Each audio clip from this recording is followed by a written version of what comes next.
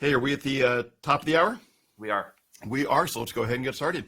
Hey, everybody, I am Mike Cohn. We're here to do a live session, just kind of Q&A discussion. Anything on anybody's mind is fair game day. Hopefully most of it has to do with Agile, but happy to talk about anything else besides just Agile, but we'll kind of focus on mostly Agile, Scrum questions, things like that. I am joined today by Hunter Hillegas. He is our CTO. You can see Hunter in the window adjacent to me, and we're just going to be taking your questions. Hunter's going to help out perhaps on a few of the questions, and he'll do a lot of the kind of behind the scenes knob dialing to get everything dialed in as we're doing this, and pop up little overlays so we can see people's questions so you know which question I'm talking about at a given moment. And as far as I'm concerned, Hunter, I think we just kind of get right into it. I know a lot of times with like a 10 o'clock start, people come in at 10:05, but we got folks here, so I think we just go ahead and get started if you want to let everybody know how to best ask a question of us. I will. Chad's saying that my volume's good, but you're a little low. So I don't know if you have an easy way to adjust that. If not, I'll actually turn myself down so people can boost their own volume a bit. I can move myself up a bit. I'm not quite clipping there, but would soon if I get loud. Chad and folks, let us know if that's going to work. If not, like I said, I can actually turn myself down, and then you guys can boost your own volume. Thanks, Mike, for all that intro. As Mike mentioned, really looking forward to taking your questions live. We will take your questions via the chat interface there. If you could, prefix your questions with a Q. That lets me know that they are indeed questions intended for Mike and not just part of the regular chat. So if you could, yes, please do use those to ask your questions. We ask, if you can, try to be concise in your questions. We love hard questions. But we find that these things can be really most constructive if you are able to break down and maybe not include super long examples where not necessary. So it sounds like folks are having the better results with the sound, so I think we're good there, at least for now. Mike, if you're ready, I think we'll get started. I'm always ready for questions, so let's do it. All right, here we go. So our first question is from Mr. Martini, who asks, as Scrum Master, how do I help my customer combine two separate Scrum teams into one Scrum team? This includes consolidating the backlogs. Oh, you know what, Mr. Martini, I saw this come in. It was because it was our first question typed in before we got on, and I kept thinking of customer as like the guy buying the system, right? Product owner type of customer. And I think what you're describing is you're a consultant or coach, and your customer has two Scrum teams. How do you get them to combine them into one Scrum team? So the how, I think, is you just do it, right? Just like, hey, let's put these together as one team. I think the how might be, how do you convince them to do it? I would want to look at the benefits that they would have of having one team. Are there meetings that they can get rid of? Is there deeper collaboration that would exist between the two teams? And then the backlog, the benefit there would be the simplicity of prioritizing. If you have two backlogs, two teams, two backlogs, you really have no idea how this one compares to this one. This backlog's first item to this first backlog's first item. Really hard to compare those. But if you put them into one backlog, you'll see a very natural order within there. I would do something though, like tag them perhaps, like if they're slightly different projects, or if one team only works in part of the backlog, the other team only works in the other half of the backlog, tag them, put some sort of attribute into the database. But I would just talk them into it by the benefits they'd get by having one team, which to me would typically be deeper collaboration, fewer miscommunications between those teams, and then probably some impact on the number of meetings that individuals would have to go to. I'd also look very much with that part of who on the teams has to be on both teams. And if I'm on two teams today and I go to one team, I get a lot of time savings from that. That would be how I'd talk to my customer about making the change. All right, thanks for that. Let's see, we've got questions coming in, which is great. Just a quick note for anybody that maybe joined right after the top. We're taking our questions via the chat module. Please submit them there. And if you wouldn't mind prefixing them with a little Q, that helps me as they're going through. So that would be great. All right, let's take our next one, which is from, why is this? Oh, there we go. Sorry, not going there. Here we go. From Dading, who asks, let's see. Considering a part of the story is worked upon but not able to complete at the end of the sprint, should this spillover story be re-estimated? No, I would not re-estimate it. What I like to do is take an all or nothing stance towards velocity credit. So let's let's make it kind of small to start with. The team does a 3-point story, and they say, like, we're halfway done. They get 0 points. Next sprint, they're going to get all 3 points. So they get full credit, but they get the credit in the sprint in which the story is completed. A couple of reasons for doing that. The biggest one is that we're really bad. People are just really bad at estimating their percentage complete with things. And when you ask a team, how far done are you with a 3-point story, they're probably going to say 2 points done. And they're probably 1 point done. That seems pretty minor, but what happens then is we're starting to take credit for work that isn't really done. If we have multiple of those types of stories, it can lead to a slightly high velocity, and that makes us feel good. Ooh, look at our high velocity. But if we later are doing things like making predictions based on that slightly artificially high velocity, tends to lead to artificially early predictions of when we'll be done. And so very dangerous. So I take an all or nothing stance towards velocity credit. All right, fantastic. Next up, thank you for those questions. From Rich, how do you feel regarding estimating bugs and spikes, story points, for sprints? Yeah, Rich, this is an interesting one. I've gone back and forth over my career in terms of, do I want to estimate bugs or not? I've been pretty consistent the last handful of years where I don't want to estimate. I don't want to give any points to bugs. And here's why. First off, it takes a lot of time, right? I mean, it's a bug. It might take you longer to estimate it than just fix it. I know that. I mean, I'm going to stand by that. It might take you longer because sometimes fixes are pretty darn simple, but that's probably not the case on most of them or any significant ones. But why waste 10 minutes talking about an estimate for it or 5 minutes talking about an estimate for it? If you're going to do it anyway, just do the work. And so I don't like estimating the bugs. Now, here's the way to kind of ultimately decide on this. You want to think about how you want to use velocity. Do you want to use velocity to measure your rate of forward progress? And fixing a bug is not really forward progress. You're fixing something that you kind of took velocity credit for, let's say 3 months ago, and now you're going to fix it and you're going to take velocity credit again. So it's not really forward progress. So you can think about velocity as measuring forward progress or capacity to do work.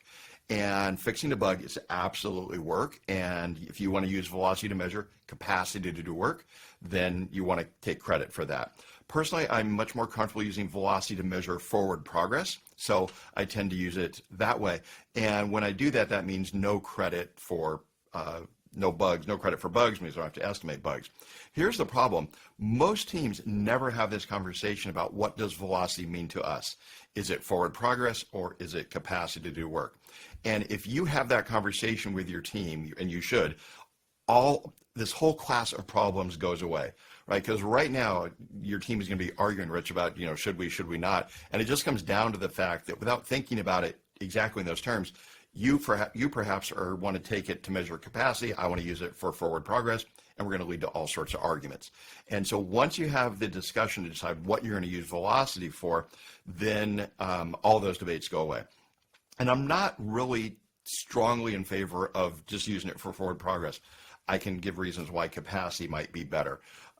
So I can go either way on that. I do prefer using it for forward progress, but here's the key. Be consistent, and the best way to be consistent is to have that discussion with your team. And man, if it boils down to it, flip a coin, right? Just flip a coin and say, okay, forward progress only or capacity, whatever wins, but be consistent and do have the conversation with the team. All right, thank you for that question. Dinesh's question is next. Are user stories still relevant so many years after they were invented? Yeah, Dinesh, I think so, I know so, because stories are really just a way to have us, to force us to have better conversations.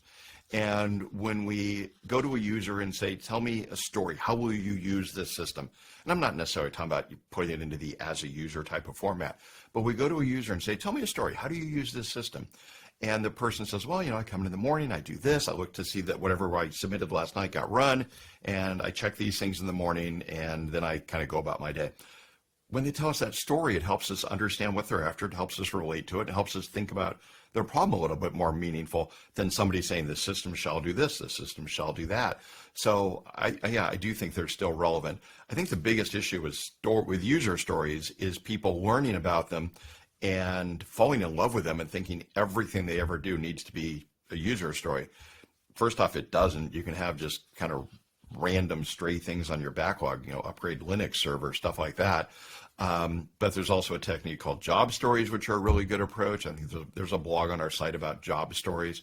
So you can go to software.com, just search for job stories. You'll see a blog about it. And so I don't think everything has to be a story, but yes, I do think they're still relevant 20 something years after being invented. Thanks for that question.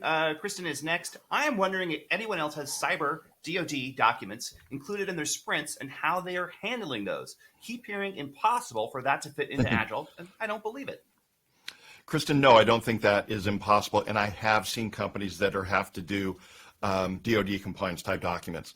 The normal way that I would do that is kind of two approaches.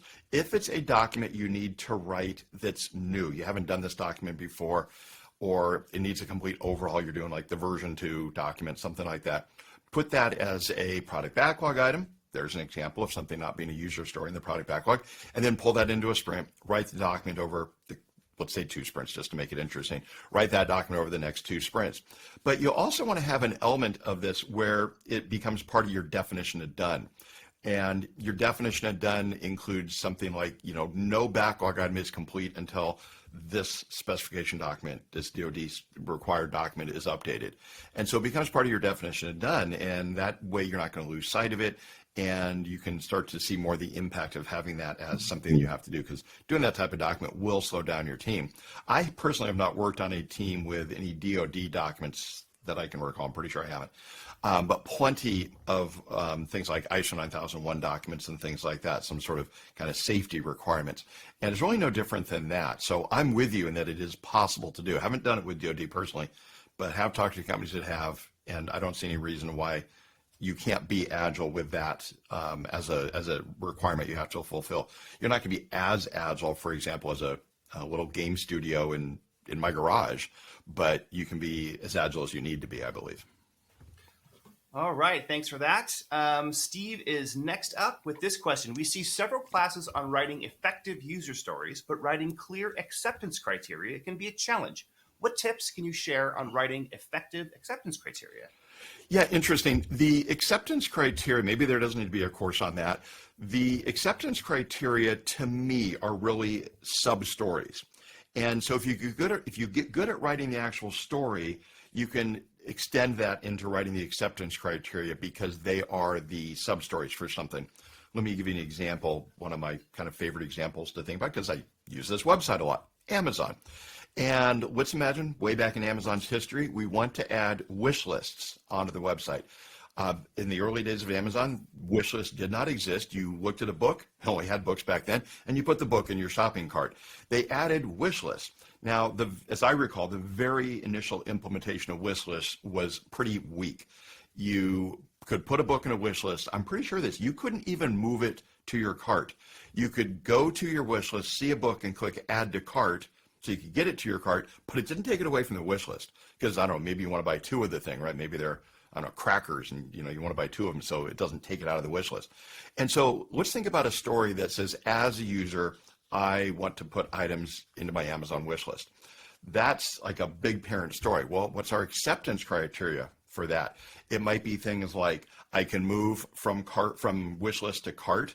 I can mark a wish list as private. I can mark a wish list as public. I can share a wish list with a small set of individuals. I can add a note to any item I add to a wish list. That'd be a pretty good set of wish list features. I think Amazon does all of those, and probably a few things I'm missing. But any one of those could instead have been written as a user story or as a product backlog item as its own. So for example, I said one of the things is I want to mark a wish list as private. And so I could have, as a Amazon user, I want to mark a wish list as private. There's a backlog item. Alternatively, it could have been, as an Amazon user, I want to have a wish list. And that's the whole parent story with the acceptance criteria of I can mark it as private. So I think the goal here would be to get good at thinking about the sub-elements of something, of a story. Think about the sub-elements, and then those can be either acceptance criteria, if the parent story is not that big, or they can be their own stories. That, to me, is why I don't think there's really courses on acceptance criteria, because acceptance criteria are essentially still stories. Now, when you get down to the little tiny level, they're more just kind of validation things. But for the most part, you're taking big stories, breaking them into medium, medium into small, small into tiny, and then tiny don't really have any sub-elements, maybe one or two. That's where I'd have kind of pure acceptance criteria that could not be sub-stories. That's why I don't think we have courses on writing the acceptance criteria. Great. Thanks for that question. Julio's next. Did you ever figure out what broken down eggs were? I shouldn't have taken a sip of tea when I saw that one. Yeah, Julio, this is a great question. This has to do with a blog post that I did, and it was about scrambling eggs and it was about making omelets. I normally scramble eggs, and I decided a couple weeks ago that I'm going to get good at making omelets, and so maybe I'm going to make an omelet every day. And you go watch YouTube videos on making omelets, and some of the chefs say, put salt in, you want it to break down the eggs. Other YouTube videos, the chef is saying, never put salt in your eggs, it breaks down the egg. And like, what's a broken down egg? Actually asked, I wrote that as a little tip to send out, and I have an editor, Claire, and Claire read the thing, and it turns out she's a chef. Was a professional chef for 20 years until she retired from that and became an editor. And so she explained to me what it was, but it has to do with it breaks down the protein. And I think what that does is has to do with the protein would be the yolk in the egg, and it does to how the yolk and the white would mix together. And so I think it's easier for them to mix together if you break down the egg, if you break down the protein. So that was the answer as I understood it from our mountain goat chef on staff. So I didn't know that Claire was a chef. That's cool. I literally learned, I think it was last week. So, yeah. All right. Tamara is asking, there was an alpha type course offered last year, was unable to get approval to attend in time. I cannot remember the name now, but I was really interested in this. Is it available? I'm presuming that's ESP probably? Yeah, Tamara, that would be our Estimating with Story Points course. If you email us, we can get you into that. What we tend to do is we offer a course, come out with like a beta of it, and then we send people through there. Then we go back and take their feedback, right? Agile iterative approach. So if somebody says, hey, this was not covered enough, you need more on acceptance criteria, for example, or this seemed over-covered, it was a little bit long, can you shorten that? We take that feedback and we come up with like the next version of the course, which we've already done. So it's on our website. We haven't decided if we're going to make it like permanently available yet or not. So just email us. You can email us at hello@Mountain Goat Software. That'll go to Laura or Lisa's on the chat. I saw her in the chat, and we can help you get into that course if you'd like. But the Estimating with Story Points course is, I think it's 3 or 4 hours. And it is a really deep dive into just estimating. Has a little tiny bit of planning just to kind of wrap it all up, but it's really deep on exactly what your story points mean. How do I get my team to overcome their challenges with story points? And there's probably like 15 very specific tips on how to get better estimates from your team that I haven't put anywhere else before. So it's very, very deep into a very specific topic.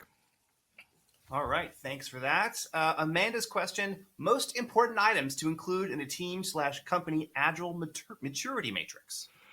Ooh, Amanda, I don't know. I can come up with, a few things, but I'm a fan of what Jim Shore and Diana Larson have done with their, drawing a blank on its name now, Agile, I think, competency framework. I don't remember what they call it. Drawing a total blank on what they call that. But Jim Shore, Diana Larson have a kind of a competency framework. And I would look at that. I think they've done a really good job at looking at how teams kind of progress through a model.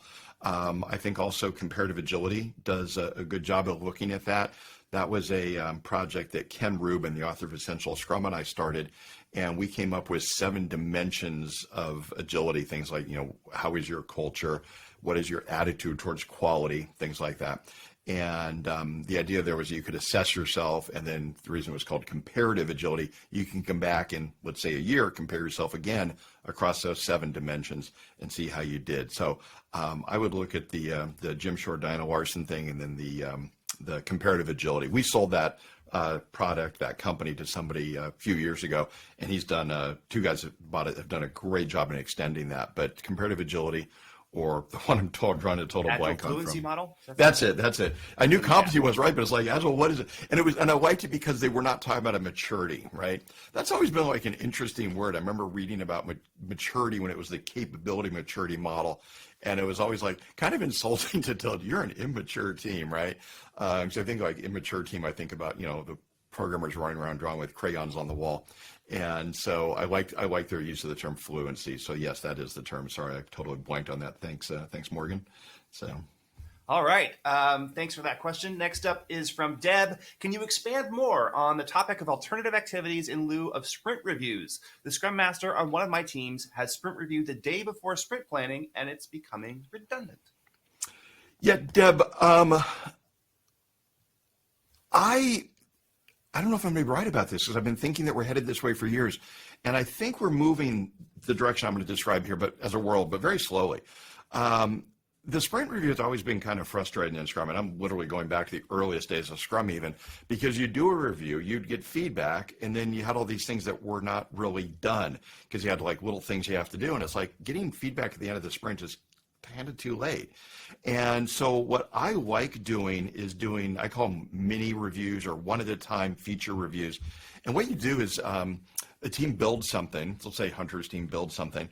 He runs our technology department. His team builds something, and I'm the one that asked for it. And he's like, Mike, we're done with this. He'll send me a message in Slack. I will look at it. Lisa, who I mentioned, is on the phone, sometimes asks Hunter to build things. He doesn't ask her about that feature because it's something I wanted, and it doesn't involve her. She cares, but it's not really something she's going to give a big opinion on. And so Hunter does this like mini review with me. Let's say it's 3 hours later or tomorrow morning, he's done with another feature, shows that one to Lisa because that's one I don't really care about. I didn't ask for it. I'm glad it's in there, but it wasn't important to me. I'm not going to have any useful feedback. So I like teams doing these kind of one at a time feature reviews rather than saving it all up for the end of the sprint. We save it up for the end of the sprint, and Lisa says to Hunter, change these 3 things. And I say, change in my thing I asked for, change these 3 other things. Now he's got these 2 stories that aren't done by the end of the sprint. So I like doing a more one at a time feature review. What we do then is we still tend to have a sprint review at the end, and there will often be a demo component there, but it's more educational rather than feedback soliciting. And so I'm just sticking with our scenario here. So Hunter might give a demo, and that way Lisa learns about whatever was added for me, and I learn about whatever was added for Lisa. Might be worth one of us knowing about those other features. So it's very kind of one directional there. Hunter's not looking for a lot of feedback. Some might come up, but in that example, it's more like educational. Hey, everybody, here's what we did. But then there's also the aspect of a sprint review where we're supposed to be doing things like, should we release this version? Does this mean anything for the deadline? Are we still going to be done by the end of the year? All those type of things. And so I'd still have the review, but it would be more focused on those aspects rather than on the, like, let me demo the software. And if you go to that one at a time sprint review, and there's really no need to do that latter part, there's really no need to talk about progress because we're not coming out with this thing for 6 months, and whatever we did in the last 1 week sprint doesn't change where we're going to be in 6 months.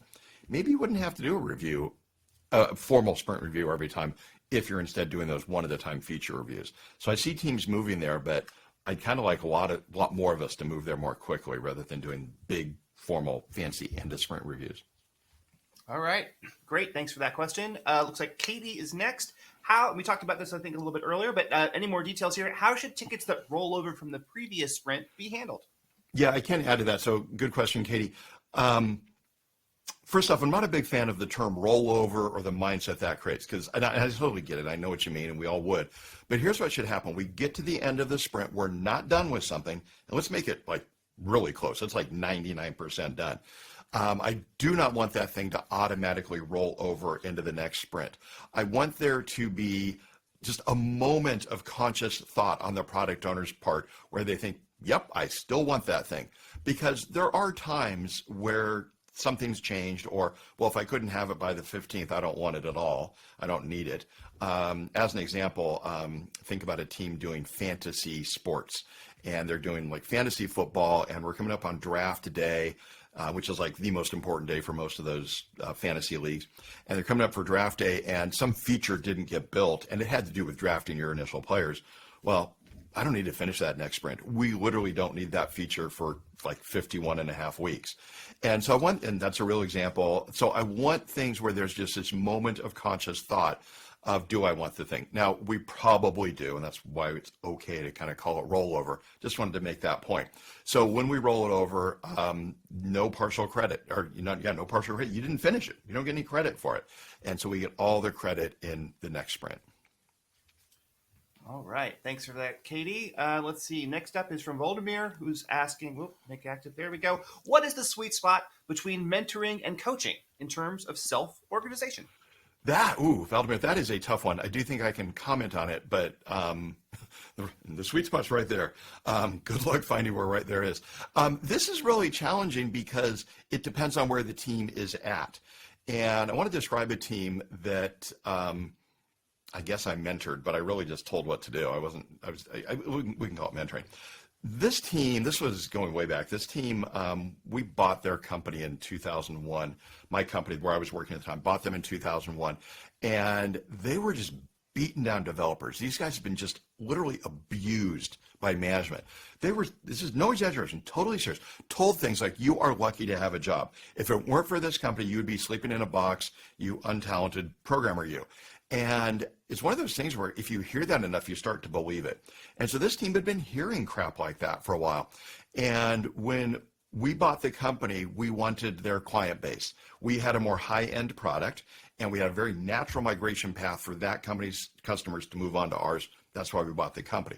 We did not need the management of the company, and because most of management have been very abusive in this way, we got to let them go. And I hate firing people. It is never fun. I shouldn't say that. It is rarely fun. It was actually fun that day because I got to go down to that company and fire the management, and kept the programmers because we did need to augment our programming team. And I did see some glimmers of some good stuff in some of their people. And so I have this team that's been beaten down, right? They just have no self-confidence. I could not educate them about Scrum and say, okay, how long should your sprints be? What do you think? No, I told them what to do. I said, we're doing 2-week sprints. In fact, in your first sprint, let's plan it right now. And I was very directive and like, nah, I think you can do one more. No, I think you're grabbing too much. So I was very directive in what they planned into the sprint. I was telling them what to do. Over time, they started to get a handle on things. And I moved from telling them what to do to selling them on ideas. So I still had very much an agenda. So this is where I think I'm much more of a mentor. The very first telling mode, maybe mentoring, but I was really just telling them what to do. The second phase, I was mentoring. I was going in there and saying, I think now is the time to start really focusing on automated unit testing. We've been doing kind of manual testing for the first few sprints. That was where they needed to start. And so I was selling them in the idea of automated testing. I was selling them on the ideas of pair programming. And they were at a point where they were receptive to that. They might argue and say, no, or not on this project yet, or, can we wait another month? But they were being sold on the idea and they were open to that. Later, as that team continued to get good, they moved into more of a model where I could fully collaborate with them. I might suggest something, but not with an agenda. I would just say, hey, should we just stick with the early example, should we do more testing, automated testing? And I didn't have, they better say yes. I wasn't thinking like that. We were fully collaborative. And so the sweet spot here, I think, is really tough because it varies where a team is. And so you have to kind of take this journey with the team where some teams you have to start with a telling style of leadership, not all teams. Then you can go to a selling style, then you can go to more collaborative style of leadership. And so that's the challenge. It really does depend on where the team is at. Now, that very first step with this team, what I have invited, some of you, my Agile friends in, hey, come check out my Agile team. No, I would have been embarrassed if I told you they were Agile. They were just doing what I told them to do. But 6 months or a year later, I would have been very happy to show off that team. So you have to kind of go on that journey with them where you're progressing and changing your leadership style to be appropriate for where the team is at. Thank you for that question. Anna's question is next. Any tips on writing stories where there is no clear actor? Yeah, Anna, I'm a big fan of, two possible approaches here. First off, they may not need to be stories at all. That would fit with the example I gave a moment ago of upgrade the Linux server. There's no particular actor there. So you can have items like that on your backlog. But if there are actors, there are users involved, but there's just so many of them, or there's 8 or 9 types that might all want the same feature, then you might be better off with what's called a job story. A job story is essentially the same thing as a user story, except that instead of starting with as a member, I can put books in a wish list. It starts with when, right? So you use when I'm doing something, and then you say what you want and why you want it. So just change the start of the typical user story syntax from as a type user to when, and then state some sort of trigger or condition. So using my ongoing Amazon idea here. That could be something like, when I see a book that I'm interested in but don't want to read right now, I can add it to a wish list so that I have access to desired purchases later. And that would be, we don't really know who the actor is. It's obviously somebody who wants to buy something, but that's all we know. And so JobStore could be a really good solution in those cases if you do have users, but it's kind of a broad audience. All right, Anna, thanks for that. Bill's question is before you go there, Hunter, I can't read all the chat going on, but I saw a bunch of chat go by that looks like questions without Q. So if we can remind people. Those. Okay. Oh, well, yeah, but if we can remind people, just put a Q in there. That helps Hunter, because sometimes the chat scrolls by and you may miss it. So you're much more likely to answer if you just start with a Q. So. Indeed. All right, Bill's next. Some people claim Scrum or Agile can't be used for everything, such as claims processing. How do you frame the process so that the clear benefits of the principles of Scrum or Agile can be achieved? I'm okay with that claim, Bill, that Scrum can't be used for. I'm going to change that. Scrum can be used for anything, right? I mean, I want to go on a bike ride later today. I could use Scrum to go on my bike ride. Should I? I doubt it. So Scrum could be used, but should it be used, I think, is a more interesting question. I don't think Scrum should be used for everything. Where I look at Scrum or Agile as being useful is when two things are true. When what you're doing is complex. It's not something you've done a million times. You've done it a million times. You don't really need to use Scrum to manage that. And when whatever you're doing is well, I'm sorry, I kind of merged my two things together. Let me just kind of restart that. When it's novel and when it is complex, okay? So when it's novel, that's the thing where you haven't done this before. I've never done this, or I haven't done this 1,000 times. It's not just like do it from memory. And then the other one is when it's complex, when it's something where there's a lot of moving parts, things that could go wrong. As an example of a really weird, I think, but great Scrum example, there's a website out there called scrumyourwedding.com, and it's about planning weddings using Scrum. So you're going to have a wedding backlog. Now, think about a wedding. Nobody gets married often enough that it's something they're like, oh, yeah, I got a wedding to plan this weekend. I'll just do it, right? Definitely people that are out there that got married 7, 8, 9 times, right? But they're still not good at planning a wedding. There's so much variety in what goes into a wedding. And there's wedding planners, of course, that do, maybe they do 100 weddings a year, be probably an upper limit for a wedding planner. There's still, every wedding is unique. There's some complexity there. And I think those type of projects are where Scrum benefits.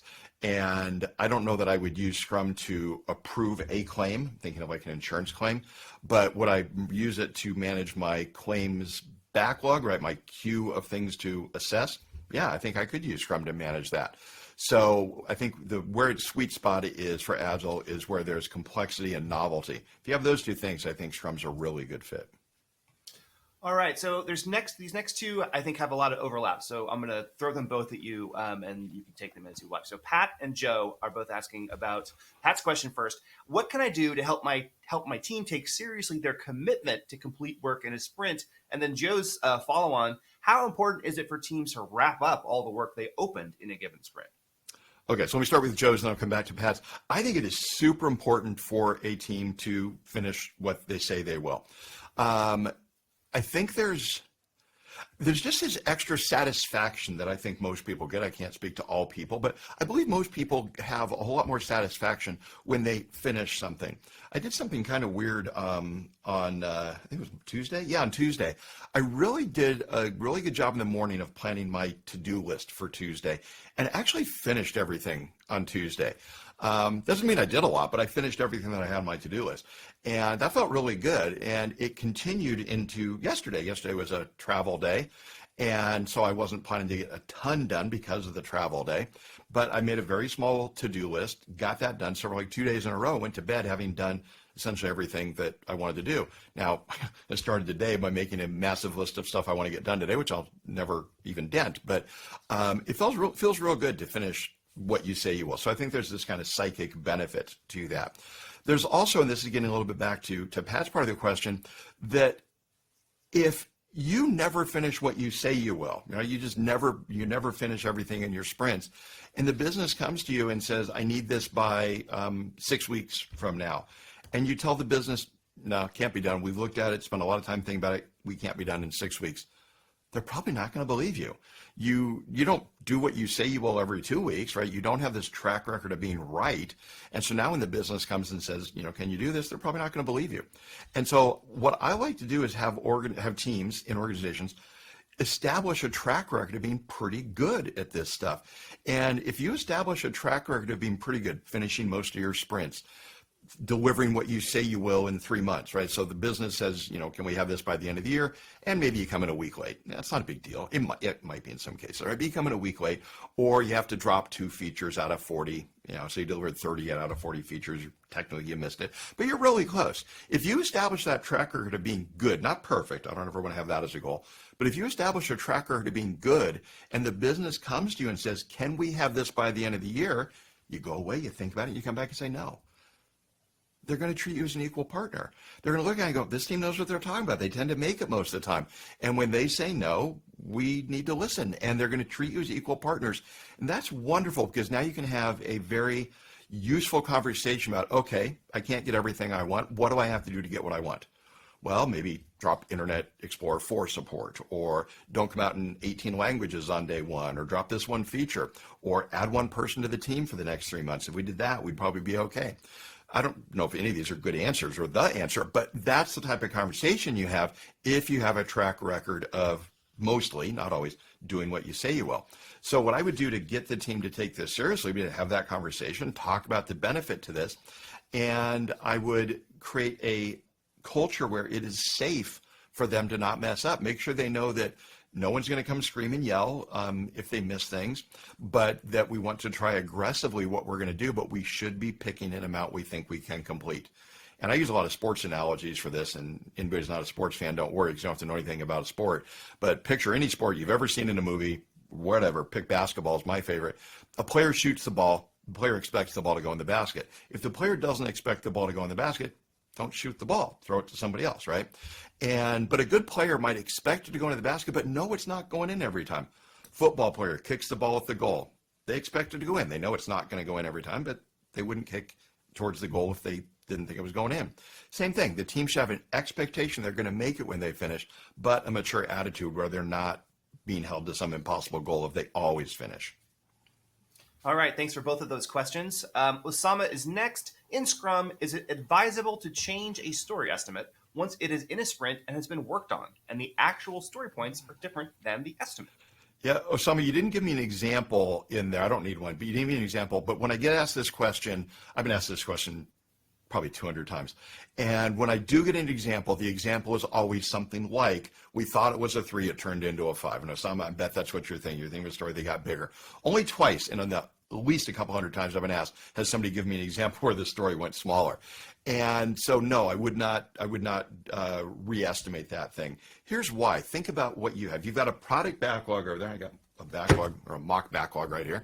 So I got this big backlog over here. I've got some stories in here that have mistakes too, but I don't know where they are, right? So if I fix the one that we did and I move it from, let's say, a 3 to a 5, there are other 3s over here that should get turned into 5, but I don't know where they are. And then what that's going to do is it's going to overstate my velocity, right? Because I really didn't earn 3 points in the way we estimate. I earned 3 points by re-estimating. I earned 5 points by re-estimating things.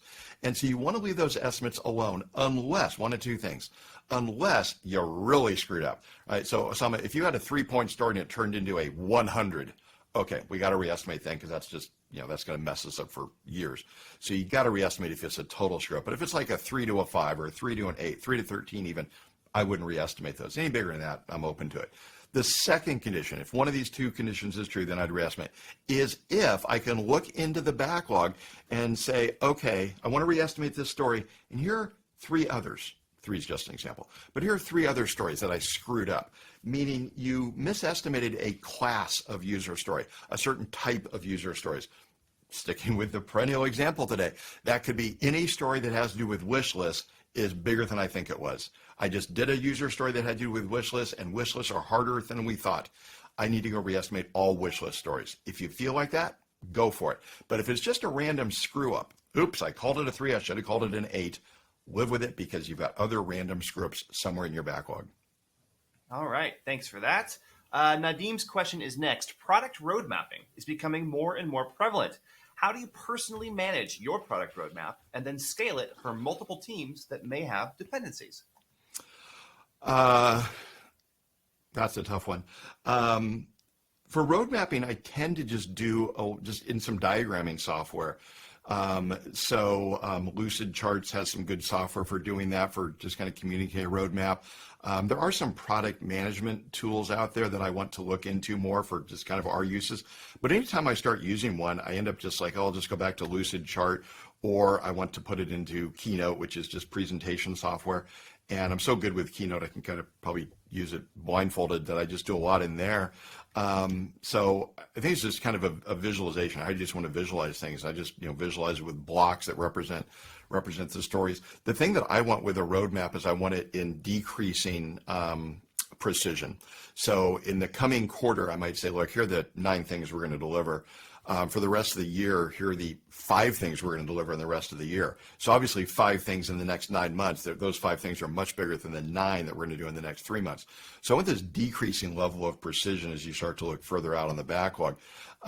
Dependencies are tough. I mean, I think the main thing to do there is to have technical representatives from each of the teams. So not just product owners, but a tech representative from each team to be able to comment and talk about where are their dependencies. And so I'd want to identify them. So you come up with those dependencies, and then you may want to think about, is the team structured appropriately, right? Sometimes we might have dependencies that would suggest we should kind of switch the team structure maybe for the next year or something like that, because 2 teams that used to be separate teams are now going to be working more closely. Maybe they can be one team, or one team with 3 people moved off to be another team or something like that. So if I see a lot of dependencies, I'd want to restructure. All right. CJ's question is next. What are the key components to consider when implementing Scrum Kanban? CJ, I don't know. I don't understand what Scrum Kanban is. So it's Scrum plus Kanban. What I really think it's a term that a couple of consultants made up just so they could say, we own this term. If you want to do Scrum Kanban, come learn from us. And I can't tell what it is that's any different than how I've been doing Scrum for many, many years, for probably 15, 20 years. There's nothing in Scrum that says we can't add within a sprint as long as we've planned for that. There's nothing in Scrum that says a team cannot ever deliver mid-sprint releases, things like that. So I think Scrum Kanban is just what most Scrum teams do anyway these days. And so it'd be hard for me to comment on that one specifically. So sorry, but I don't have much more of an answer than that on that one. No problem. Jamie is next with this question. What can you do to help a team that has no drive to improve? They could be better and faster, but no one is requiring them to change. Jamie, this is a tough one. I've had a few teams that were like this, and I want to go back to something one of my early bosses told me. And we were talking about, I was starting to manage teams, and he was giving me some management advice as I was reporting to him and managing some of the teams in his department. And one of the things he said that really struck with me, he said, if you have a person, I know you're talking about a team, but if you have a person who's underperforming, you want to think about that they might have the wrong job or the wrong boss. And so change the job they're on. That would be kind of change the project they're on, or change the boss, have them report into somebody else. And that person isn't necessarily better or worse. They just communicate differently. And so if somebody's not performing well, change the job or the boss and see how they do. And no data on this, but the theory was that, let's say 50% of people will get better. And so, okay, cool, problem solved. But if the person doesn't improve when you change the job or the boss, and they're still kind of performing below where you thought they would be when you brought them into an organization or inherited them, you probably just have the wrong impression of the person, and that person isn't as good as you thought they were. And then you got to decide, is their performance adequate, or do I need to get rid of them? So I'm kind of describing this because I think this fits in with teams. And a lot of times when I've seen teams that are underperforming and they don't have a lot of passion for what they're doing, is sometimes that is being driven by 1, maybe 2 people on the team. And so I would often look to, is there a person or 2 on the team that I can move off the team? Maybe I can replace them with somebody other. Maybe I can't. I'm not about firing them, but move them to another department, move them to another project. They're going to perform better. So this is not like a punishment. So hopefully they perform better. And maybe that mindset that they had that was dragging our team down goes away. So that's one thing. I think the other thing is to look into, I'm going to use the term igniting purpose for this. I'll explain where that comes from here in a second. Look into finding that team's igniting purpose. What gets them excited about their product? And there's a professor at London Business School, Linda Grattan, who studied what she referred to as hotspots. Hotspots were high-performing teams that did better than you might have thought they would. And she said a hotspot can only form when a team has an igniting purpose. And so you want to look into what can get this team excited about this. And so that could be doing something like envisioning the future, right? Have the team write a press release about where are we going to be a year from now? And a year from now, we're going to have delivered this and this and this. And I don't want to make it all metrics based, because it's not that. You want to talk about it qualitatively. How will it feel to be part of that team a year from now, looking back on things? And so you might want to try some things like that that can find your team's igniting purpose. What gets them passionate about what they're building? And if there's nothing, maybe there's nothing, and you may have a problem that's not really going to get solved, and you just have a team that doesn't want to work real hard or doesn't want to be successful. I've had teams like that where I could not find their igniting purpose, and it is very frustrating to have a team like that you think could be better. But sometimes the answer is that our perception was wrong. If we try a few of those things, they don't really get better. Maybe we're wrong in our perception. Jamie, thanks for that question. Voldemir's next. When is it a good idea to let the team learn through failure instead of insisting on the correct way of doing things in the first place? I love that you're asking this. So I think I can answer the opposite question better, like when would I not do this?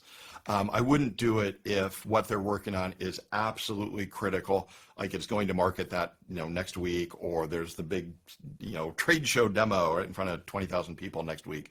So I would avoid times like that, right? We're under pressure to get this thing out in 3 months and the deadline is super tight right now. I would want to intervene in those cases and try to reduce the risk. But those are some pretty specific examples. I mean, there should be plenty of time during the course of any year where you want to let the team learn by failure. My example with that is I remember my wife and I have 2 daughters, and they're old now, they're 20s. But I remember when our first daughter was like 2 years old or something, maybe 3. She's playing at the park. My wife and I are at the park like on a Saturday. Daughter's on this like jungle gym thing where she's climbing up. My wife's yelling, "Be careful! You're gonna fall! Be careful!"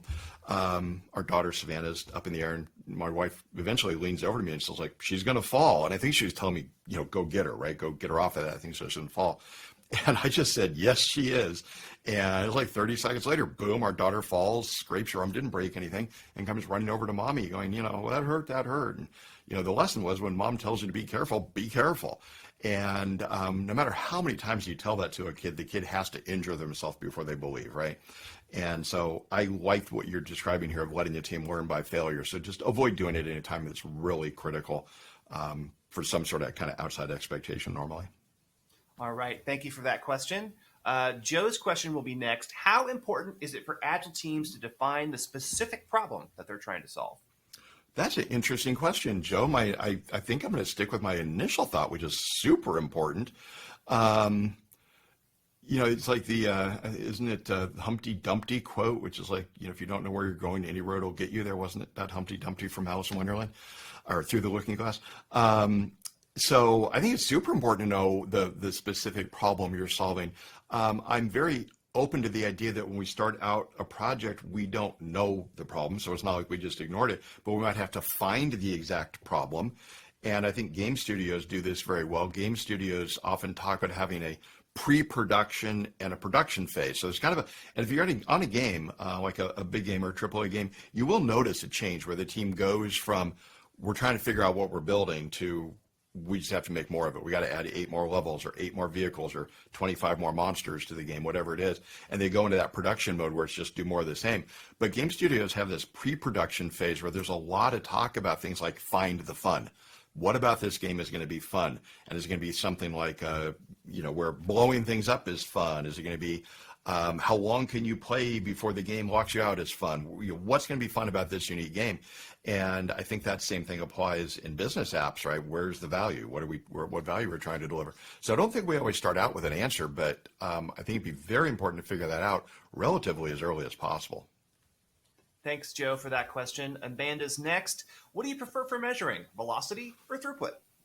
Amanda, I measure velocity more than just throughput. So, if you're thinking about throughput being like the number of stories or something like that, I like measuring velocity better. The reason for that is there's a lot of studies that'll show that, it's easier to just count the number of stories you do. But look at what happens with some of those teams over longer periods. I'm talking like more like 2, 3, 5 years. In the cases where I know of situations like that, what happens is the product owner starts asking for slightly bigger stories. And product owners know it's not a big surprise. Like if we're going to get 5 stories in a sprint, or let's make it 10, if the team is going to deliver 10 stories in a sprint, they're always going to grab the top 10. Product owners are going to start creeping the size up. They're going to start going with slightly larger stories. And I think that kind of introduces some wrinkles here. Plus, there's this idea that if we, just do the same number of stories or same number of backlog items every sprint, we don't need to estimate, and that wastes time, right? Estimating wastes time, so let's not estimate. There's a problem with that, which is that we're doing implicit estimation because those teams will normally have some sort of concept of our stories should be about the same size. And what that means is I have to look at 2 things and decide, is the new one about the right size? Is it about the same size as the old ones? Well, that's estimating, right? And if it isn't the right size, I now have to break it down into smaller pieces. I have to split it into 2 or 3 things and then estimate whether those are now the right size. And so I don't know that this would be true, but you could actually claim that there's more estimating, implicit estimating going on when teams are just tracking like number of items finished because they have to assess, that's estimate, and they have to split.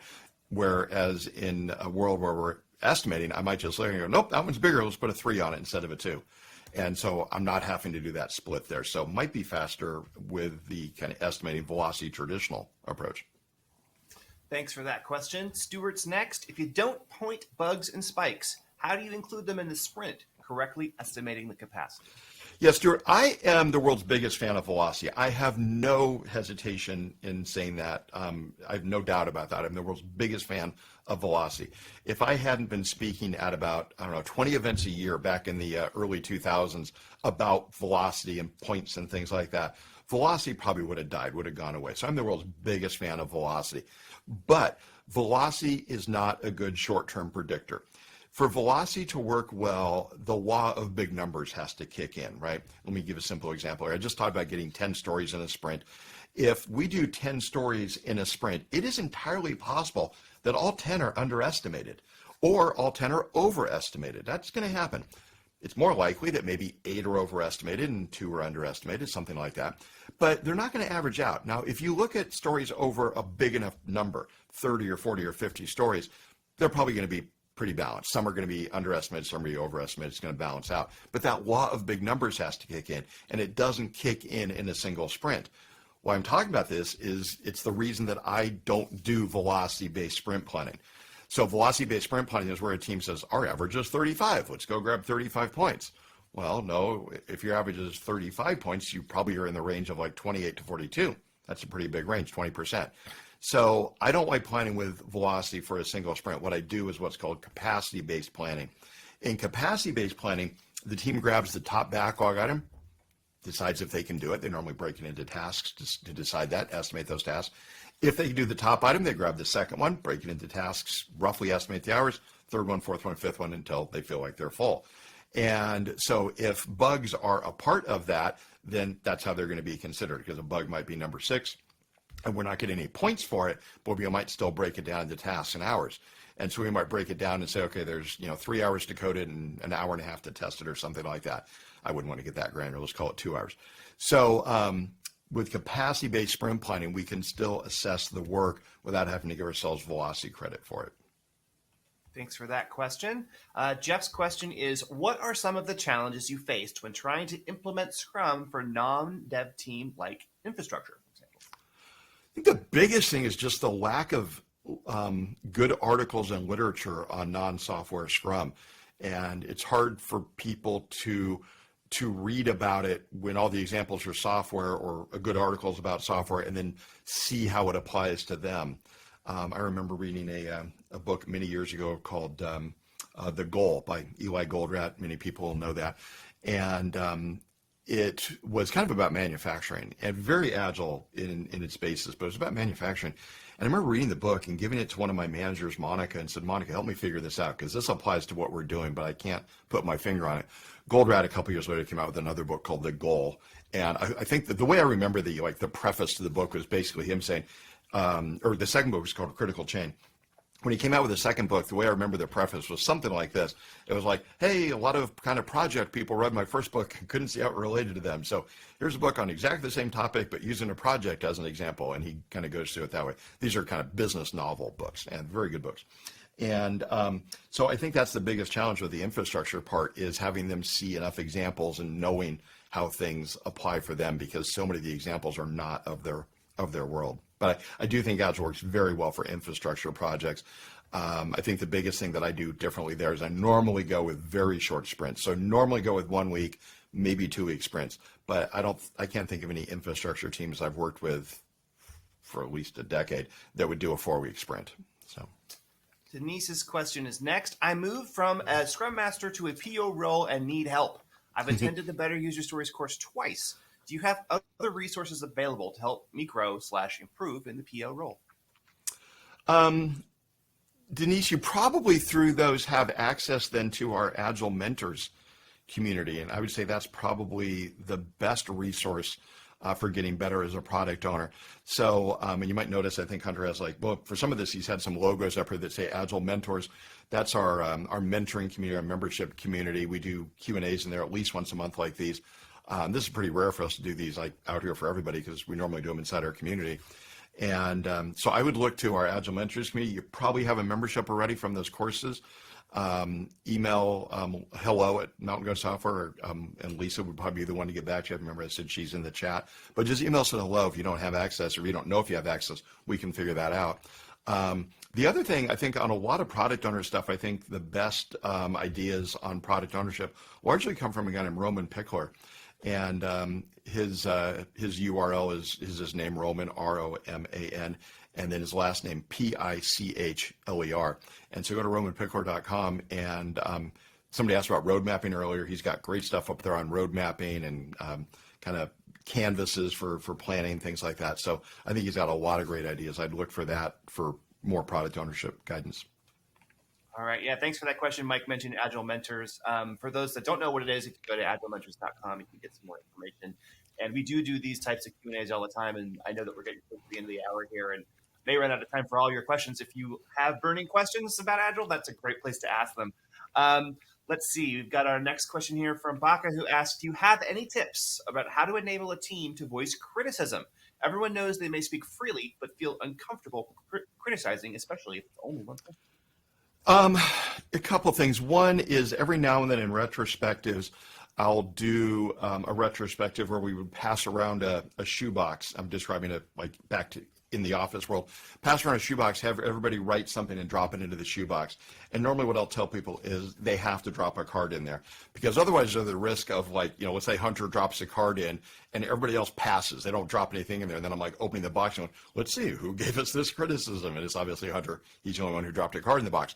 So everybody has to pretend they're writing something, drop a card in the box. You can also do this, find an admin somewhere in the company who can help by doing this. Set up something on Google Forms or SurveyMonkey, something like that, where people can submit it totally anonymous. You don't get to see it until the person exports it to you. So you can do that. We've got a pretty open culture, but Lisa, who I've mentioned on here, she runs our operations team, and she does that for us occasionally where she'll send out a survey for people. One of them recently was what can I do better? And that way I can get some anonymous feedback on things. And the one I remember was don't email me on the weekend, which is I know one of my problems, but I can't stop. I have a hard time stopping. But I would do some anonymous survey that way. All right, great. Vinod's question is next. How can we track productivity of the team? Can velocity as unit to track productivity or efficiency? Yeah, Vinod, I don't think anybody's ever cracked the nut of how do we track productivity of knowledge workers. People like Peter Drucker, management thinker from the 20th century, probably the leading management thinker of the 20th century, has said we'll never be able to measure productivity of knowledge workers. I do think there's some stuff getting close in the academic world where people are starting to get that type of idea figured out. There's something called, it's normally called DEA, the letters DEA, which sounds like Drug Enforcement Agency, but stands for Dimensional Envelopment Analysis. And that does show some promise for measuring things like productivity. But we still require some sort of output measure. And I think the challenge with what we do is the output measure is basically how many users or how much money was made or something like that. And that's a very long-term measure. So we can get that data over the long term, but not, let me see how my team did this month compared to last month. I don't think we can really measure that. So I don't think you're going to get anything. There's no magic number you can use for that, and it's definitely not velocity. Julie's question is next. Our projects are completed by multiple teams. We want to use velocity for capacity. Is there any value in the teams having some consistency on how they estimate story points? Julie, I think there's a lot of value in having a consistency to story points. There are some risks to it, and they kind of get back to kind of Vinod's question about productivity, right? If somebody starts measuring teams, somebody will compare them, right? And we'll look at it. So team A is averaging 30, team B is averaging 32.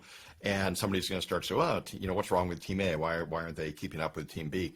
And it's going to just because somebody's, kind of had a little bit of estimate inflation in there and started to use the points a little bit off. So I would baseline your teams. The way I like to do that would be, you said 2 teams. You can do this pretty easily. Get everybody together, do a planning poker session. We have a planning poker tool inside of Agile Mentors, or there's other ones out there. Do a planning poker session online with your 2 teams. Get agreement on about 10 items. This is going to take a while. You're not going to go very fast with that many people, like twice as many people. Get some agreement on 10 items, and then start to use those 10 items as your, I call it your Rosetta Stone, right? Use those as the basis for comparison against all kind of new incoming stories. But that way, each of the 2 teams would have a solid agreement of, say, 10 items. Maple's question is next. During a sprint, can the team agree to alter story ACs, or should a new story be generated to track the change? Oh, Maples, I want that to happen. The whole point of stories and the point of being lightweight is that we don't think of everything up front. We don't even try.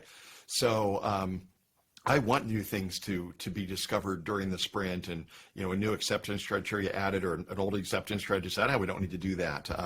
My joke earlier about support Internet Explorer 4, right? Nope, we're not going to do that. Let's drop that acceptance criteria. So I think it's a good sign when we see the acceptance criteria being somewhat dynamic. Now, the ones that get added or dropped are probably not the biggest ones, right? Kind of the big acceptance criteria are stable. Go back to my wish list example, the ability to buy an item in a wish list. That probably shouldn't get dropped, but things like make a wish list private, maybe that gets discovered and added during the sprint. So if we can finish it in the sprint with the new acceptance criteria, add it. If it's big enough, it warrants its own, we're going to do it on a later sprint, add it as a new story. So both approaches, but I like the idea that things are a little bit fluid.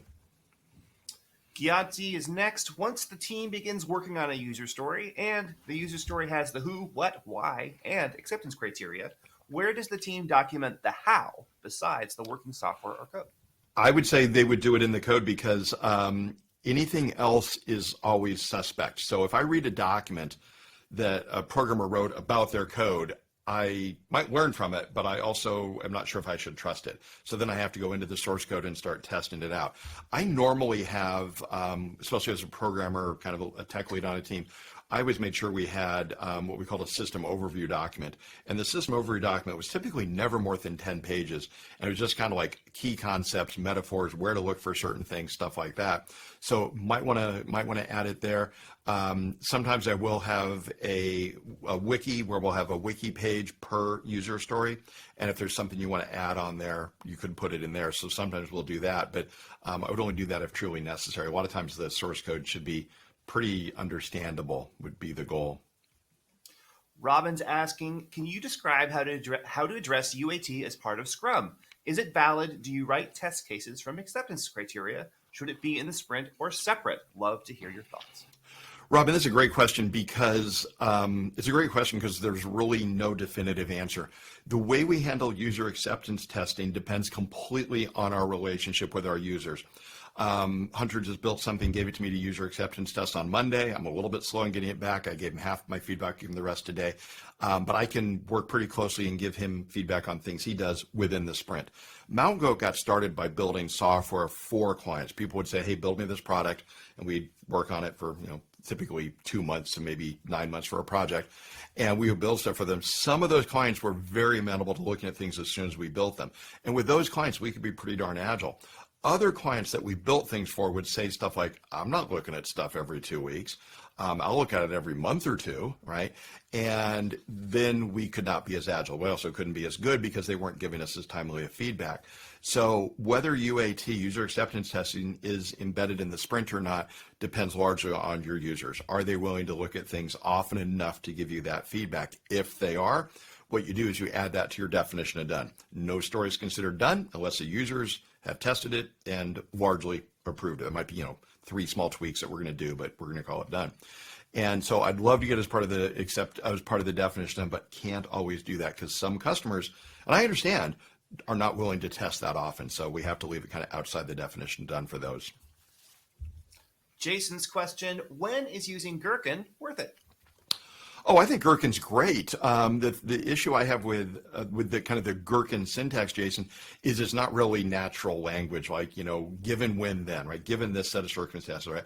And I don't like to surface that to the users. I don't want to do a scenario I described earlier, which is why I say I go to my user and say, tell me a story. How do you use this system? And I'm going to force them to start with preconditions. Well, given this, this, and this, no, it's not natural language. So I like to use Gherkin as kind of like test on down. So have good backlog items, user stories, job stories are just junk in some cases.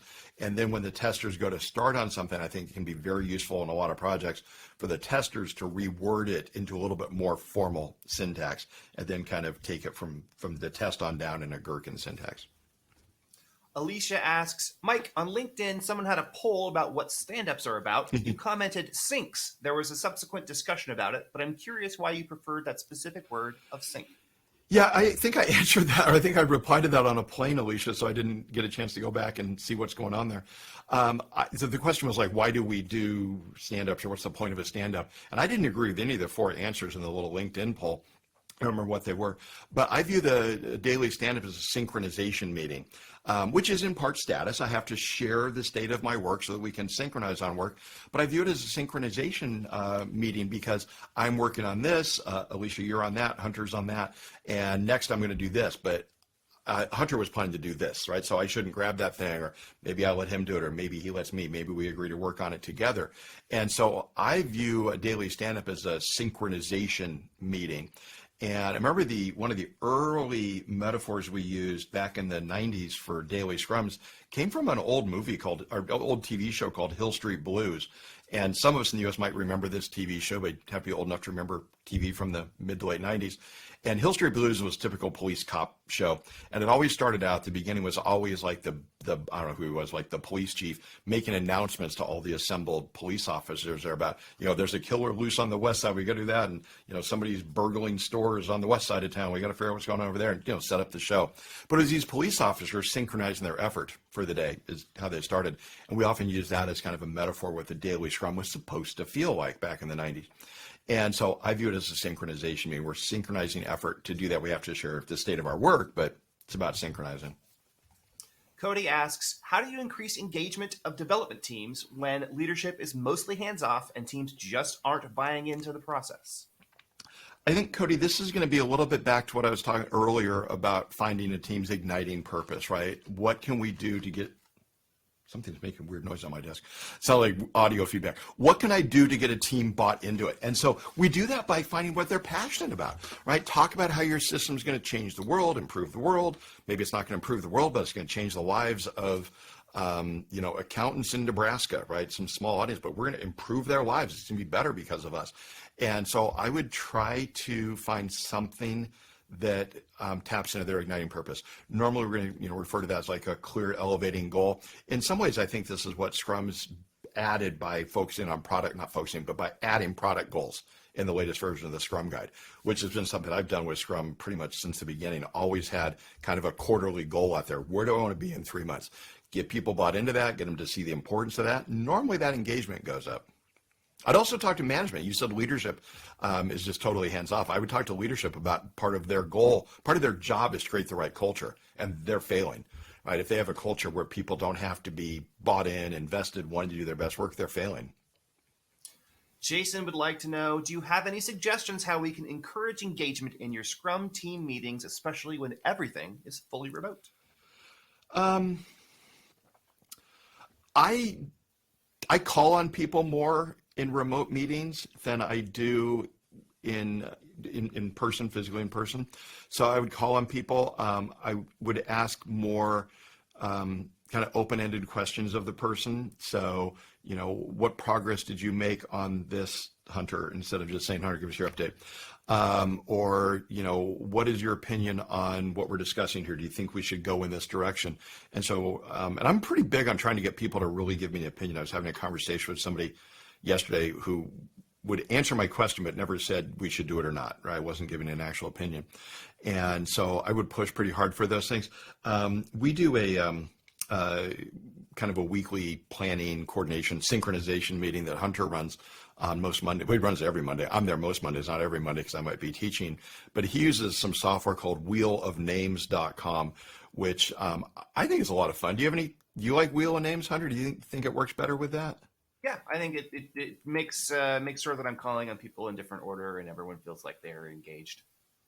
Yeah, then we started using that because my wife Laura is part of the company. Just kind of complains like, "Why does Hunter always call me last?" And I don't think he ever had this like, "I'm going to ignore Laura till the end." It was just like, you fall into a habit. You call people in a certain order, or you call on the order they're on Zoom, and she was probably the last one to connect into Zoom. And so this wheel of names, it looks like a little roulette wheel. Everybody's name is on there. We just pick people, and I think that adds an element of fun. A similar approach is to have, if you're doing something like a daily stand-up, whoever goes calls on the next person and have a little penalty, right? If I call on somebody who's already gone, obviously I have not been paying attention with the kind of the assumption, it's not totally true, but I call on somebody who has already gone, they've already given their update, and I ask them to give a new update, I lose a point. And maybe the first person to lose 3 points has to run the retrospective next time, something like that. So find some things like that that can make it a little bit more fun in the work from home world. Whatever asks, if team members are assigned many different sub-projects that don't overlap, how do you keep them engaged in the common sprint ceremonies? Should the team break? Yeah, I would try to avoid doing this. So I'm not a big fan of having people come and talk about stuff that's of no interest to anybody else. If those projects are long-lived, right? We're working on Microsoft Word, Microsoft Excel, and they're down to 2 people projects. And there's a chance that we have to move to the other project. I'm on Word and I have to move over and help Excel. There can be some value in having a common meeting there. So for a year or so, I hear about what's going on in Excel. When I do move over, I've got some context. So there can be some value in a situation like that. But if these are very transitory projects, they're going to go away, and somebody works on it and it's kind of theirs for a couple months and it goes away, I don't know that I'd have that. That I'd have things like common planning meetings and things like that. That may be where the Scrum Master has to just do a little bit more kind of one-on-one being in touch with people, because that would be pretty painful if everybody's on stuff that is totally unrelated, no synergies, no reason to know about somebody else's project. That'd feel very wasteful to me. Tom asks, do you have any pointers on how to make a data-driven manager happy when his sole focus and frustration is lack of predictability based on team velocity? Data-driven manager. I would start looking at things that you can do with the data. So for example, with data, you can do all sorts of things to start to get predictable. For example, one of the things I do with teams internally, things like that, is to use prediction intervals. Prediction intervals are a statistical technique similar to a confidence interval, a little bit different, but a prediction interval will help predict what our velocity is going to be, and it's based on historical data and on the number of future sprints you have. If anybody's interested in that, email hello@Mount Goat Software. Lisa will get that, and I'll make Lisa send my little Excel spreadsheet that does the calculations. You can see what a prediction interval does. But I'd find ways to use data in a way to make that person happy, not just make them happy, but to solve the lack of predictability issue. Another thing that you can do with somebody who wants more data and wants more predictability is a technique called resampling with replacement.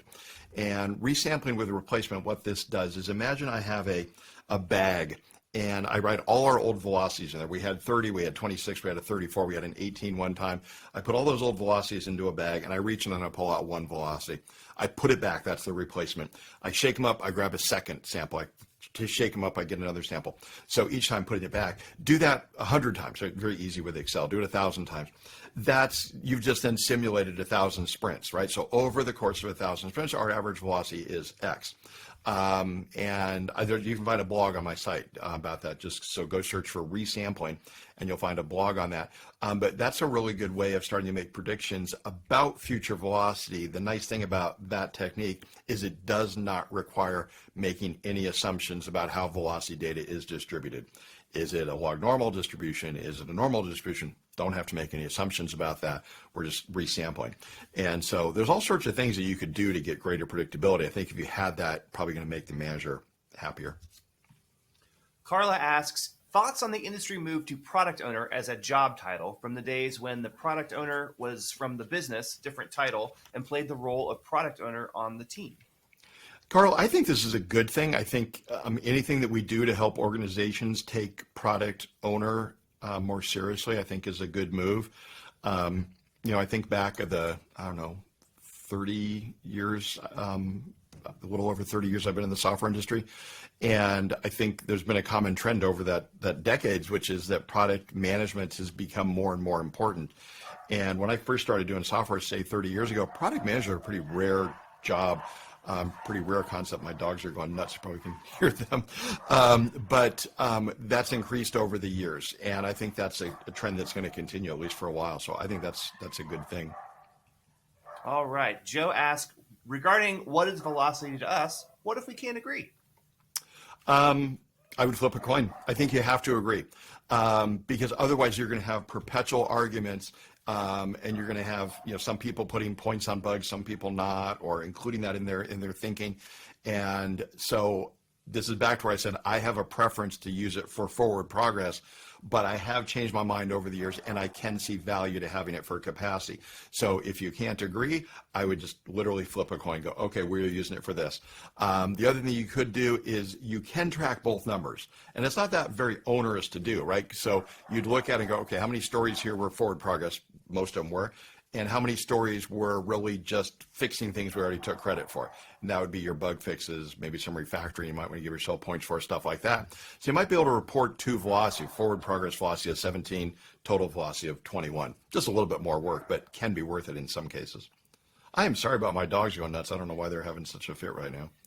Voldemir asks, should a Scrum Master participate in a daily stand-up meeting sharing their update? Yeah, Vladimir, think about if they don't, right? If the Scrum Master doesn't give their update, here's what's going to happen. People are going to eventually be talking about that meeting and go, it's really rude that we have to give updates and she doesn't. And that's when it starts to feel kind of like this evil micromanagement technique. So if I have to give people insight into my work as, let's say, the database expert on the team, the Scrum Master should as well. And I'm going to say head off the next question, which is also on the product owner. I think they should as well. So otherwise it just starts to feel like micromanagement. So yes, they should give updates. All right. Denise asks, if the team consistently meets their sprint commitment, should the PO suggest taking more work in upcoming sprints to try to increase the team's velocity? I do, and this is in the context that I was describing earlier, where we want to make it okay. We want to make it safe for the team to fail, right? I'll go back to my sports analogy, the basketball player shooting the ball, right? If you put a team under pressure or player under pressure to always make it, the player will respond. They'll shoot one time when they're guaranteed to make the shot. And we're not going to get what we want. We want if you're a basketball fan, you want your favorite player to miss occasionally, not the last shot of the game, not the wrong time, but you honestly do want them to miss occasionally, otherwise you're playing it safe. Same thing with a team. You want them to miss occasionally because they're being aggressive. My target is that a team should make it 70 to 80% of the time, not 100% of the time. All right. Elizabeth asks, what are your thoughts on splitting user stories? Any advice on how to track those? Some tools make that pretty easy to do. I have not ever found a ton of value in tracking that this story's parent was this. Once I split it, I just kind of do it. But this is where things like where Jira has epics, what the rest of the world would have called a theme. But I think you can like tag a story or actually trace its lineage in most of the tools. It's something I'm fine with, but I just wouldn't spend a lot of time on it because I think there's going to be pretty minimal value in knowing where the story came from. The biggest thing for me is not splitting it until it's moved to the top of the backlog, not the absolute top, but it's getting there. Because then when you split it, you're going to do all of the stories within the split in the next, let's say, 2 or 3 sprints. And so you're not having to track those, that parentage, that lineage for very long. They all get done in the next 3 sprints. So I would wait till it gets near the top before I split it out. Okie doke. Joe's question, talk to us about burnout. Can finding the igniting purpose help? Yeah, absolutely. And that's a good observation, Joe. So,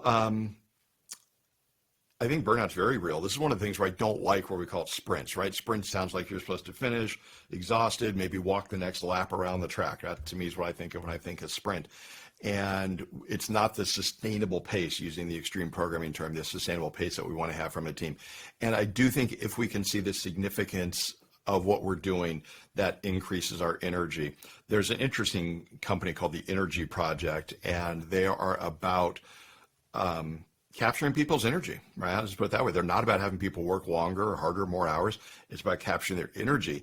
And what I always love is the day before someone goes on vacation, right? They're about to leave, go away for 2 weeks. They are super productive, right? They're trying to clean their inbox. They're trying to get that last memo written, the project caught up, whatever they're trying to do. And wouldn't it be great if everybody could work like that every day?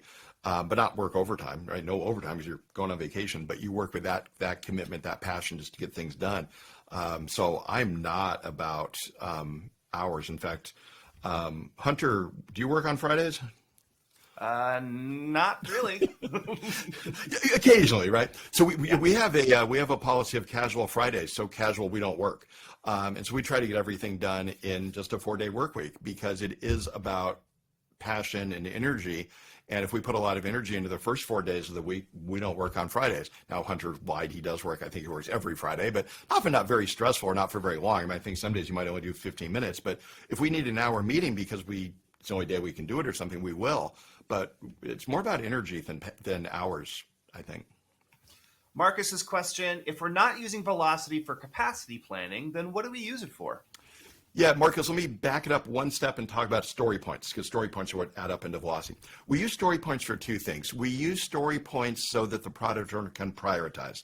If I tell my PO that something's 3 points, the product owner probably says, awesome, fantastic, let's do it. If I say it's 300 points, the product owner says, well, screw that, let's not do the thing. So we use it to help product owners prioritize, and then story points add up to velocity, which we can use to make long-term predictions. So a capacity-based planning approach where we break a story down into its tasks, that's not something I want to do if somebody's saying, Mike, how much can you get done in the next 6 sprints? That would be very unrealistic to take 6 sprints worth of work, break it down to tasks. So what we do if somebody says, where can you be in 6 months? Or when can I get this stack of features? That's where velocity becomes helpful. And the reason for that, for it being helpful there, but not in the sprint, is what I talked about earlier with the law of big numbers kicking in, right? If somebody's asking, where will you be? Let's just say 3 sprints, not very far. 3 sprints or 3 months might be 6 sprints in the next 3 months. Maybe we do 10 stories in a sprint. That's 60 stories. That is plenty for the law of big numbers to kick in. So velocity's main use is for answering a little bit longer term questions. How much can I get in X months? When will I be done with a stack of features? All right, second to last question here. Thanks everybody that has been hanging with us. Cameron is asking, my all remote team has had a definition of done for months, but hasn't really been following it. What would you do about this? I would, you know what? I'm kind of a rule follower. Like if there's a rule or a law, I'll follow it. But I hate like the BS rules, right? When I see BS rules, I just want to break those. But we should have rules. But if a rule is not helpful, if it's not legit, let's get rid of it. Let's change it. And so I would have a conversation with your team about what is our definition of done and change it if it has to, right? If we made it, a lot of teams will make it too stringent at first. They'll make it too hard. And so if we need to loosen it up a little bit, let's loosen it up and let's work towards it. Let's set a goal of in a year, this thing we said was our definition of done will be, but let's phase it in. Let's simplify it. Let's start with this. I'd also bring it up fairly often. Anytime you're in a daily stand-up and somebody says, I'm done with this thing, I go, okay, that means it's checked in, you've got automated tests written, it's been translated into Spanish. I would just go down your definition of done, right? And make sure that they've done each of those things. I'd also, in the sprint review, when I had stakeholders there, I would say, we're going to show you these 7 stories, and here's our definition done, meaning these things are true for all 7 items that we're showing you, right? Before you do that, check with the team, make sure it's true, right? And it will be if you've been doing it daily. But I would start to reinforce it by mentioning it at the review and using it in the daily stand-ups as people say they're done. All right. Our last question today from Whatever. Can Scrum be applied to projects that have a fixed delivery date every few months and code freezes? Yeah, absolutely. This is, again, part of how Mountain Goat got started. We would build stuff for normally fairly big companies. They'd ask us to build something, and they often fix the date for us. Say, I need this in 3 months. And then where you would use Scrum within that is to make sure that you're delivering the highest value stuff within that 3 months. And I get it. A lot of people say, I need all of this in 3 months. But when push comes to shove, there's normally some part that can come out in 2 later weeks or something like that. So, they want reports. It's like, well, nobody's running reports on day one, right? We're launching the system on day one. They might run the reports tomorrow, right? But at least buys me a day.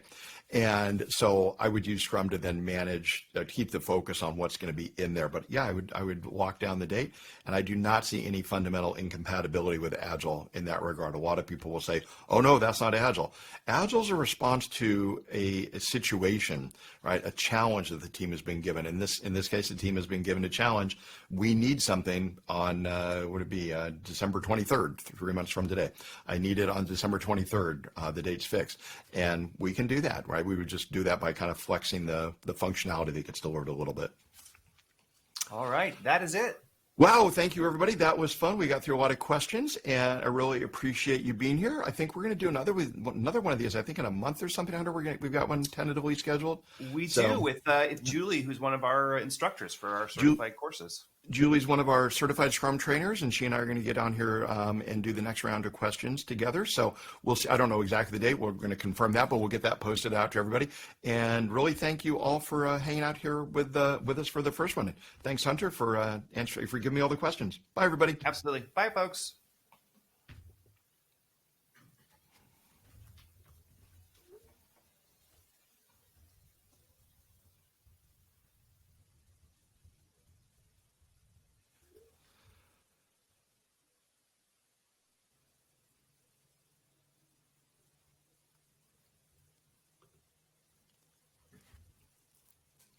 Okay. Wanted to make sure we didn't cut it off at the end there. So no, we're clear and properly clear. I see we got a lot of good response at the end here. So the whole thing went really well. We had 526 people altogether. The peak concurrent was about 230. Wow. So the average watch time is about 30 minutes. So a lot of people stayed on for a long time. Wow. That's good. That's good. Yeah, it's better than our